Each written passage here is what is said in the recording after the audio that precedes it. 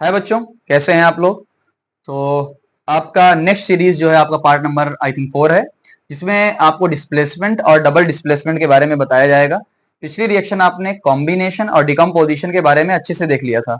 अब अगली चीज आपका डिस्प्लेसमेंट और डबल डिस्प्लेसमेंट क्या है, कैसे है, आइए समझते हैं। सिंपल सी चीज है। देखो होता क्या है, जैसे एग्जांपल के तौर पे आपको रिएक्टिविटी सीरीज मैंने यहाँ पे लिखी हुई है, आप आगे जाके यहाँ पर पढ़ोगे, बट रिएक्टिविटी सीरीज है। एग्जांपल के तौर पर बहुत सिंपल तरीके से ये देखो, समझने कैसे समझेंगे, इधर देखो, ये ए है, मैं अकेला बैठा हूं और यहाँ आप दो लोग बैठे हो, बी और सी एक साथ बैठे हुए हैं और मैं अकेला हूं। अब मैं ज्यादा ताकतवर हूं तो मैं क्या करूंगा, मैं यहां से सी को हटा दूंगा, तो मैं बी के साथ बैठ जाऊंगा और सी को हटा दूंगा। यानी सिंपल सी बात है, डिस्प्लेसमेंट का मतलब डिस्प्लेस कर देना, हटा देना, भगा देना। तो वही चीज है, one element take place the another element, यानी ये ए वाला सी की जगह ले लेता है। तो सिंपल सी बात है, नॉर्मल बात अगर हम करेंगे कि जो आपका ए वाला अकेला है वो दूसरे वाले को क्या कर देता है, भगा देता है, डिस्प्लेस कर देता है।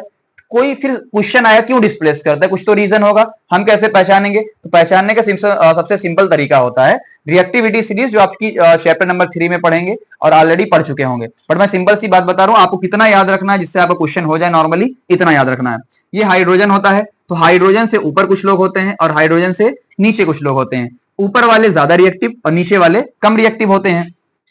तो नीचे वालों कैसे याद रखना है, छापा CHAPA।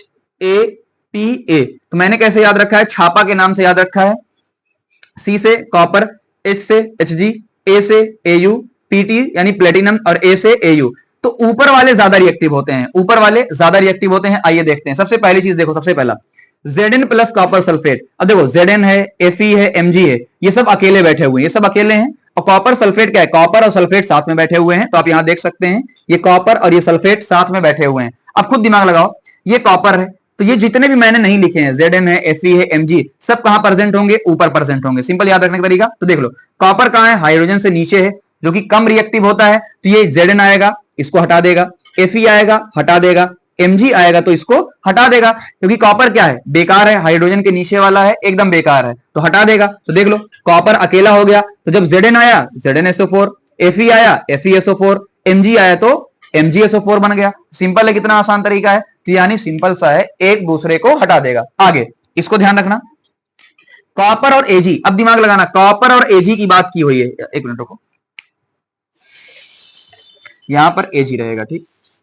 कॉपर और Ag की बात की हुई है, आप दिमाग लगाओ, कॉपर और Ag में से ऊपर कौन है, ये कॉपर ऊपर है, तो कॉपर ऊपर है, इसका मतलब कॉपर ज्यादा रिएक्टिव होगा Ag से। सिंपल है, देखो कॉपर क्या है, Ag के ऊपर है, तो ऊपर है मतलब चढ़ बैठेगा, बहुत मारेगा। तो ये क्या है, कॉपर ऊपर है। सिंपल देखो, तो कॉपर क्या करेगा, Ag को हटा देगा, तो देखो Ag हट गया और कॉपर नाइट्रेट के साथ बैठ गया। इसी सिंपल तरीके से Pb और कॉपर, अब बताओ कॉपर है आपका, Pb कहां है, यहां कहीं नहीं है, इसका मतलब Pb कहां होगा, ऊपर होगा। तो Pb फिर से कॉपर को हटा देगा, कॉपर हट गया, तो यानी PbCl के साथ जुड़ गया।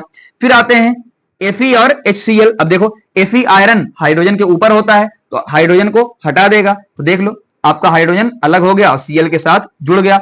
अगला इंपॉर्टेंट चीज ये याद रखना है आपको, कैसे देखो, F2Cl2, सब जो आपने ये पढ़ा होगा, फ्लोरीन, क्लोरीन, ब्रोमीन, आयोडीन, सबसे ज्यादा रिएक्टिव कौन होता है, फ्लोरीन होता है, फिर क्लोरीन, फिर ब्रोमीन, फिर आयोडीन। अब देखो यहां पर क्लोरीन है, यहां पर आयोडीन है, खुद सोचो क्या क्लोरीन आयोडीन से ज्यादा रिएक्टिव है, हम कहेंगे यस। तो इसका मतलब क्लोरीन आयोडीन को हटा देगा, तो आयोडीन हट गया और क्लोरीन और पोटेशियम साथ में बैठ गए। इसको भी याद रख लेना, इंपॉर्टेंट है आपका। बाकी Fe2O3 प्लस एल्युमिनियम, अच्छा ये आपको याद ही रखना, जब रिएक्टिविटी सीरीज आप पढ़ेंगे तो आपको पता चलेगा एल्युमिनियम आयरन से ऊपर होता है, ये ज्यादा रिएक्टिव होता है, और ज्यादा रिएक्टिव होता है तो क्या होगा, हटा देगा, तो आराम से बैठ जाएगा। तो यानी सिंपल सी बात है, आपको अगर रिएक्टिविटी सीरीज आएगी तो ये ऑटोमेटिक आप पढ़ लेंगे कि जो ज्यादा रिएक्टिव होगा वो दूसरे वाले को हटा देगा। तो अब आते हैं डबल डिस्प्लेसमेंट। अब यहाँ देखो, यहां क्या हो रहा था, ए वाला सी को हटा रहा था, ठीक है, लेकिन इसमें क्या होगा, तो मैंने लिखा आसान तरीके से आपको समझाने के लिए, AB प्लस CD, तो क्या होगा, देखो ए वाला अभी बी के साथ है तो ए वाला सी के साथ चला जाएगा, तो बी वाला डी के साथ। यानी दो कंपाउंड है, react by exchange of ion, एक दूसरे के आयन को एक्सचेंज करते हैं और दो नए कंपाउंड बना लेते हैं। सिंपल सी बात है, यूजुअली इन सॉल्यूशन है, ये यहां पे सॉल्युबल को मैंने लिख दिया, तो यूजुअली इन सॉल्यूशन, ये सॉल्यूशन के अंदर होंगे, जिसमें से ये देखो पॉइंट इंपॉर्टेंट है, जिसमें से एक क्या हो जाएगा, प्रेसिपिटेट के फॉर्म में ऑल आउट, यानी ऑल आउट खत्म हो जाएगा, यानी इनसॉल्युबल होगा तो प्रेसिपिटेट के फॉर्म में निकल जाएगा। सिंपल सी बात है। आइए देखते हैं, देखो सिंपल तरीका है याद रखने का, AgNO3 NaCl। अब बताओ Ag के ऊपर प्लस, NO3 के ऊपर माइनस, Na के ऊपर प्लस माइनस। अब सिंपल तरीका बता रहा हूं, याद रख, देखो यहां का प्लस इसके माइनस के साथ जाएगा तो AgCl, और इसका प्लस इसके माइनस के साथ तो NaNO3, यानी सिर्फ आयन को एक्सचेंज करो। देखो अभी Ba किसके साथ है, Cl के साथ, तो यानी अब ये Ba प्लस में है तो माइनस सल्फेट के साथ चला जाएगा। एक एक बना लोगे दूसरा ऑटोमेटिक बन जाएगा। अभी अभी Ba किसके साथ है, Cl के साथ, फिर किसके साथ चला जाएगा, सल्फेट के साथ चला जाएगा। अभी कॉपर किसके साथ है, सल्फेट के साथ, तो कॉपर प्लस में होता है तो इसके साथ यानी सल्फर के साथ चला जाएगा। बाकी आप जो बना उसको बना लो। पीबी अभी नाइट्रेट के साथ है, पीबी किसके साथ चला जाएगा, आई वाले के साथ, ये प्लस माइनस प्लस माइनस, यानी एक का प्लस दूसरे का माइनस, एक का माइनस दूसरे का प्लस।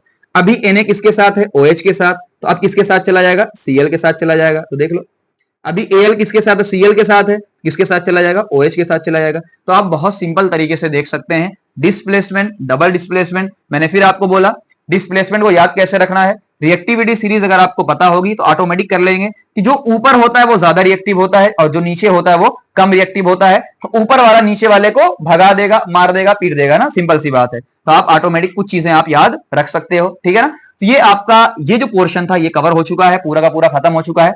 हर वेराइटी के आपको क्वेश्चन करवाए जा चुके हैं। अब बचा है आपका ऑक्सीडेशन, रिडक्शन, कोरिजन, रेंसिडिटी। तो ये पूरा एक वीडियो में आपका कवर हो जाएगा और फिर हम आएंगे क्वेश्चन प्रैक्टिस की तरफ, ठीक है ना।